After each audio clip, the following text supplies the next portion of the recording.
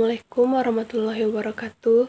Perkenalkan, nama saya Estirada dengan NIM C0 dan 019051, Prodi D3 Perpajakan kelas F.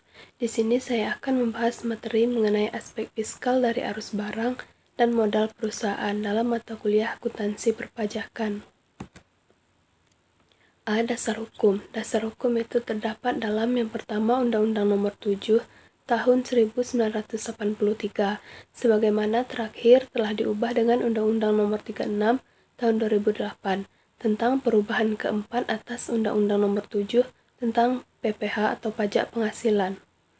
Yang kedua, Peraturan Menteri Keuangan, yaitu pada nomor 34 per PMK.010 per 2017 tentang pemungutan pajak penghasilan pasal 22.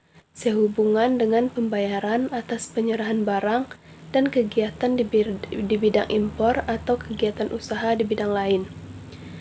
Yang ketiga itu Peraturan Menteri Keuangan nomor 110 per PMK.010 tahun 2018 tentang perubahan atas Peraturan Menteri Keuangan nomor 34 per PMK.010 tahun 2017 tentang pemungutan pajak penghasilan pasal 22. Sehubungan dengan pembayaran atas penyerahan barang dan kegiatan di bidang impor atau kegiatan usaha di bidang lain.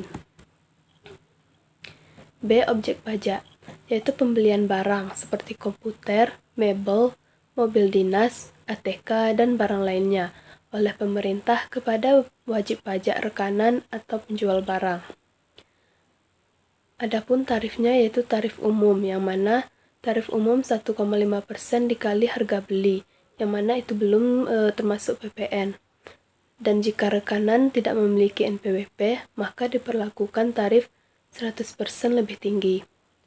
Yang kedua ada tarif khusus, yaitu besarnya pungutan pajak penghasilan pasal 22. Adapun pengecualian pengenaan PPh pasal 22, yang pertama pembelian barang dengan nilai pembelian paling banyak yaitu Rp2.000.000 dengan tidak dipecah-pecah dalam beberapa faktur. Yang kedua, pembelian bahan bakar minyak, listrik, gas, pelumas, air minum atau PDAM, dan benda-benda pos. Yang ketiga, pembayaran untuk pembelian barang sehubungan dengan penggunaan dana bantuan operasional sekolah atau BOS. Yang keempat, impor barang-barang dan atau penyerahan barang yang berdasarkan ketentuan peraturan perundang-undangan tidak terhutang PPh. Pengecualian tersebut harus dinyatakan dengan surat keterangan bebas PPh pasal 22 yang diterbitkan oleh Direktur Jenderal Pajak. 5. Impor barang-barang yang dibebaskan dari bea masuk. Selanjutnya, adapun tarif PPh pasal 22 hasil produksi migas. Pengenaan pajak PPh pasal 22 dari hasil produksi atau penyerahan barang oleh produsen atau importir bahan bakar minyak, gas, dan pelumas adalah yaitu 0,25% dari penjualan tidak termasuk PPN untuk penjualan kepada stasiun pengisian bahan bakar umum yang menjual BBM yang dibeli dari Pertamina atau anak usaha Pertamina. Yang kedua yaitu sebesar 0,3% dari penjualan tidak termasuk PPN untuk penjualan kepada stasiun pengisian bahan bakar umum yang menjual bakar minyak yang dibeli selain dari Pertamina atau anak perusahaan Pertamina.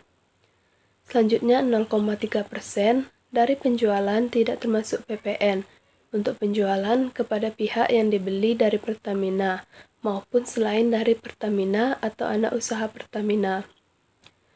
0,3% dari penjualan tidak termasuk PPN untuk bahan bakar gas, dan 0,3% dari penjualan tidak termasuk PPN untuk pelumas.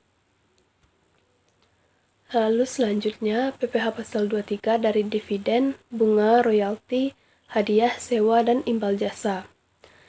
Secara umum, hampir semua penghasilan bisa dikenakan ketentuan PPh pasal 23. Adapun rincian detailnya, yang pertama dividen, yang kedua bunga, termasuk premium, diskonto, dan imbalan sehubungan dengan jaminan pengembalian utang. Yang ketiga royalti, yang keempat hadiah, penghargaan, bonus, dan sejenisnya, selain yang telah dipotong pajak. Penghasilan PPh atau penghasilan yang diterima atau diperoleh wajib pajak dalam negeri orang pribadi yang berasal dari penyelenggara kegiatan, sehubungan dengan pelaksanaan kegiatan. Yang kelima, sewa dan penghasilan lain sehubungan dengan penggunaan harta, kecuali sewa dari penghasilan lain sehubungan dengan penggunaan harta yang telah dikenai PPh, sebagaimana dimaksudkan dalam pasal 4 ayat 2 Undang-Undang PPh. Yang keenam, imbalan sehubungan dengan jasa teknik, jasa manajemen, jasa konstruksi, jasa konsultan, dan jasa lain, selain jasa yang telah dipotong PPh, sebagaimana dimaksud dalam pasal 21 Undang-Undang PPh. Baiklah, mungkin hanya itu saja yang dapat saya sampaikan. Mohon maaf jika terdapat kesalahan dalam penyampaian materi. Terima kasih atas perhatiannya. Wassalamualaikum warahmatullahi wabarakatuh.